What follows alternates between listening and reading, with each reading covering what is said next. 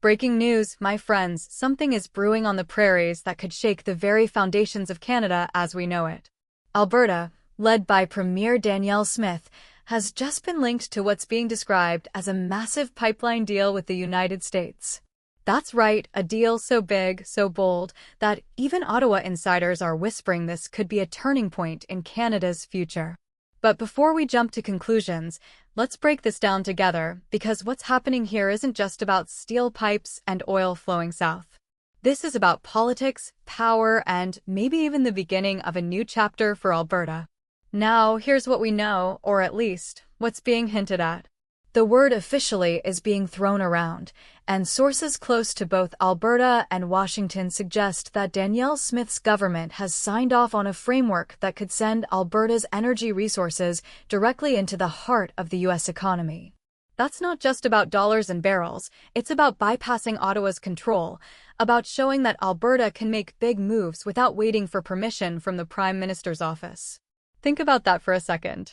Prime Minister Mark Carney, already facing backlash over rising costs, federal debt, and the never-ending West versus East tensions, suddenly wakes up to headlines that Alberta has gone ahead and made a deal with none other than President Donald Trump. Can you imagine the shockwaves? This isn't just about energy, this is about sovereignty, about who really calls the shots in this country. And let's talk about Trump for a moment. If there's one thing the man loves, it's deals, big, flashy, headline-grabbing deals.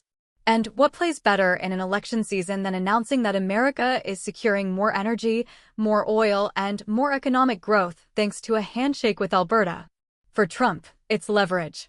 For Danielle Smith, it's a statement. Alberta isn't waiting around anymore. But here's where it gets interesting, almost too interesting. Ottawa hasn't said much yet. No fiery press conference from Carney, no thunderous statement condemning the move. Just silence. And when politicians are silent, my friends, you know something is happening behind closed doors. Are federal lawyers already drafting letters? Are back-channel calls being made to Washington? Or, and this is where it gets really suspenseful, are some people in Ottawa quietly relieved that Alberta is taking the pressure off Canada's strained energy grid? Let's be clear here, we're not confirming the exact details of this pipeline deal.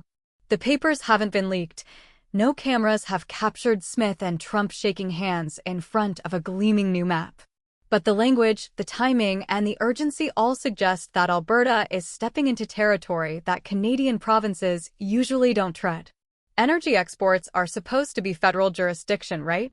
So how is Alberta suddenly moving like its own country on the international stage? This is where the tension really builds.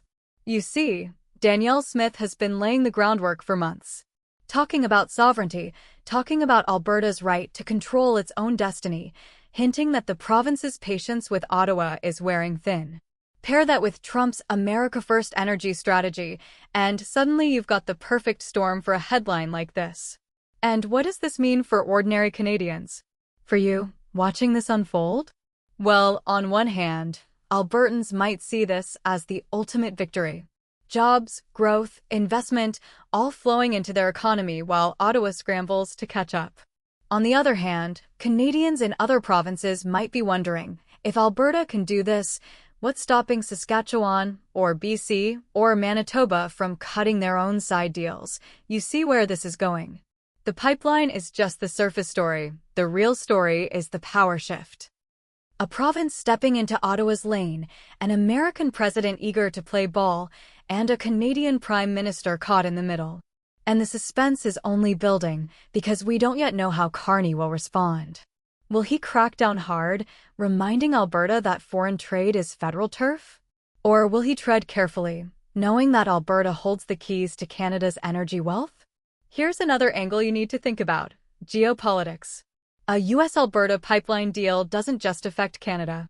It affects global markets, it affects Europe's energy security, it even sends a message to OPEC. And don't think for a second that Russia or China isn't watching this closely, analyzing what it means for North American energy dominance. Alberta may be just one province on the map, but with oil and gas in play, it suddenly looks a whole lot bigger to the rest of the world. And let's not forget the emotional side of this. For decades, Albertans have felt like the ATM of Confederation, sending money east while watching their industries hamstrung by regulations, carbon taxes, and federal policies that often don't align with prairie realities. This deal, if it is indeed what it appears to be, could be seen as a line in the sand. Alberta telling Ottawa, "We're done waiting, we're done begging, we're charting our own path."